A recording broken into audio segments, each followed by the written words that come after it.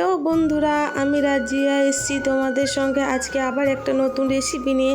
আজ তোমাদেরকে আমি বানিয়ে দেখাবো কাঁকরোলের চপ। কাঁকরোল অনেকেই খেতে চায় না, এটা দেখলে অনেকেরই গাড়িরই করে।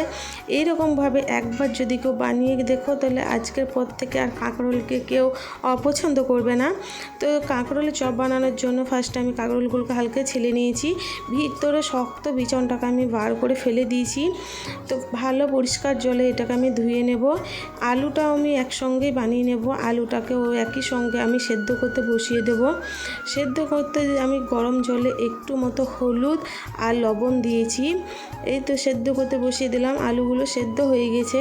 ফার্স্টে আমি আলুগুলোকে তুলে নেব, কাঁকরোলটাকে আর একটু সেদ্ধ হতে দেব। এটাকে ততক্ষণ আমি ঠান্ডা করে একটু ম্যাশ করে নিই।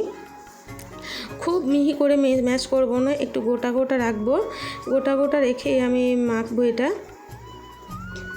এটা ঠান্ডা হতে দিলাম। তারপর তো আমার কাঁকরোলগুলো হয়ে গেছে। কাঁকরোলগুলোকে আমি তুলে নিচ্ছি, খুব ভালো সেদ্ধ হয়ে গিয়েছে।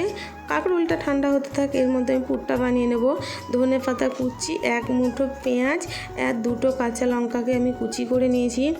বাটা মশলা দিয়েছি আমি একটু জিরে বাটা, আদা রসুন বাটা, আর দিয়েছি হালকা পরিমাণে লঙ্কা গুঁড়ো আর একটু হলুদ গুঁড়ো, পরিমাণ মতো লবণ দিয়ে আমি আলুটাকে খুব ভালো করে মেখে নেব।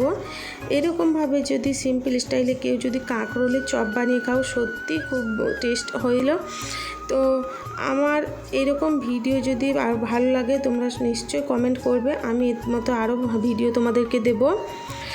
তেলটা গরম হতে থাক, এই সঙ্গে আমি পুরটা বানিয়ে নেব। বেসনটাকে গুলে নিচ্ছি, অল্প অল্প করে জল দিয়ে আমি এটা গুলবো। এই বেসন ঘোলার মধ্যে আছে মুচমুচে হওয়া সিক্রেট। যে যত ভালো বেসনটাকে ফেটে ফেটে নেবে, তার ভাজা যে কোনো জিনিসই তত মুচমুচে হবে।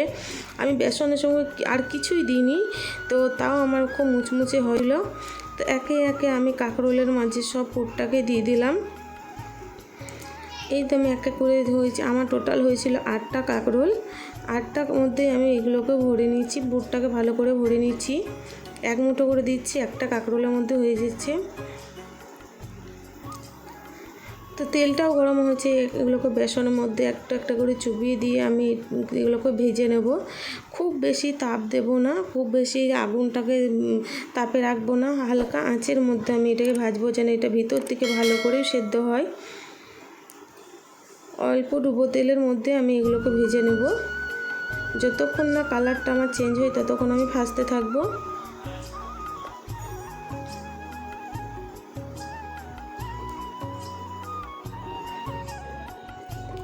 এই তো আমার এক পিঠ ও পিঠ করে ভাজা হয়ে গেছে, কালার চেঞ্জ হয়ে গেছে, আমি তুলে নেব। একে একে এরকমভাবে আমি আরও যেগুলো ছিল সেগুলো ভিজে নিয়েছি।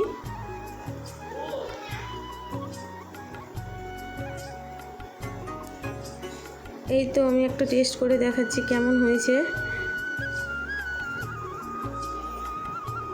ভিতর থেকে খুবই নরম হয়েছে, হাত দিলে এটা ছেড়ে চলে আসছে। এরকমভাবে তোমরা বাড়িতে বানিয়ে খেয়ে দেখো, খুবই ভালো হবে।